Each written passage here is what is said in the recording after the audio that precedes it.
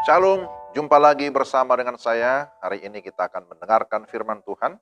Mari kita berdoa terlebih dahulu. Tuhan, kami mau membaca dan merenungkan firman-Mu. Kami memohon pertolongan Roh Kudus, sehingga kami dapat memahami kebenaran firman-Mu dengan baik. Dalam nama Tuhan Yesus kami sudah berdoa. Amin.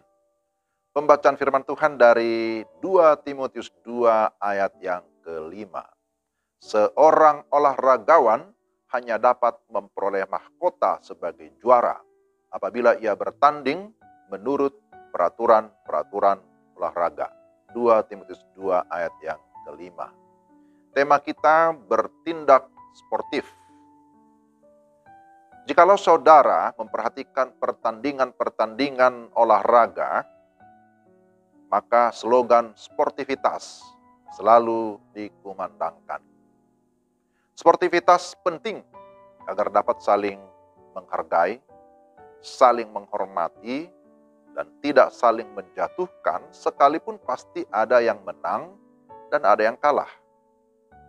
Tindakan sportif tidak hanya diharapkan dari seorang atlet di dunia olahraga saja, tetapi di semua sisi kehidupan masyarakat juga dituntut tindakan dan perilaku yang sportif. Bahkan pada elemen terkecil dalam masyarakat, yaitu keluarga. Hubungan atau relasi suami istri, juga antara orang tua dengan anak-anak, harus dilandasi dengan semangat egaliter, saling menghargai, saling menghormati satu dengan yang lain. Diharapkan dari keluarga-keluarga yang menjunjung tinggi sportivitas akan dapat membentuk tatanan masyarakat yang berbudaya sportif juga. Adalah suatu tantangan dari semua lapisan masyarakat, mulai dari para pemimpin kaum elit untuk dapat memberikan contoh, dapat memberikan teladan dalam bersikap dan berperilaku yang adil, junjung tinggi sportivitas, fair play dalam mengambil berbagai keputusan ataupun kebijakan publik. Jadi, saudara, di semua sisi kehidupan, harusnya sportivitas itu perlu ditingkatkan. Di dalam relasi, baik itu bermasyarakat, dalam keluarga, di dalam bergereja, dimanapun kita berada, kita juga perlu membudayakan penggunaan 3 kata kunci atau 3 kata ajaib. Bagaimana kita bisa saling menghormati satu dengan yang lain. Kalau kita salah atau kita mungkin menyusahkan orang, kita bisa berkata maaf, sorry. Kalau kita membutuhkan pertolongan, kita bisa meminta tolong atau please. Jikalau kita sudah mendapatkan pertolongan, kita bisa mengucapkan terima kasih, thank you. Itu dapat meningkatkan rasa saling menghormati satu dengan yang lain. Jadi ada kata maaf, tolong, terima kasih. Ini perlu dibudayakan sebagai bentuk daripada sportivitas kita dimanapun kita berada. Saudara-saudara yang dikasihi Tuhan, Rasul Paulus juga mengingatkan Timotius agar melayani dengan sungguh-sungguh. Ada beberapa ilustrasi atau gambaran yang diberikan bagaimana menjadi seorang pelayan.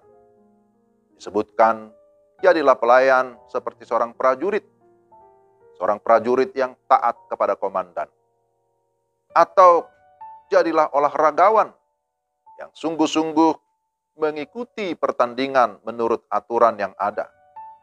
Atau jadilah seperti seorang petani yang sungguh-sungguh mengerjakan tanahnya, mengerjakan sawahnya, ladangnya, sehingga dia mendapatkan hasil.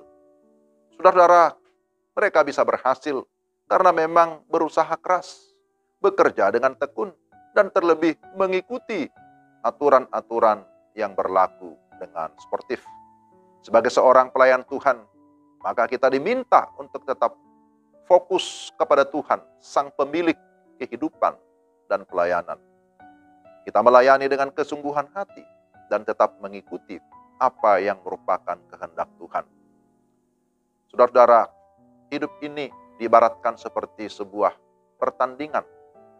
Tapi pertandingan yang sifatnya rohani.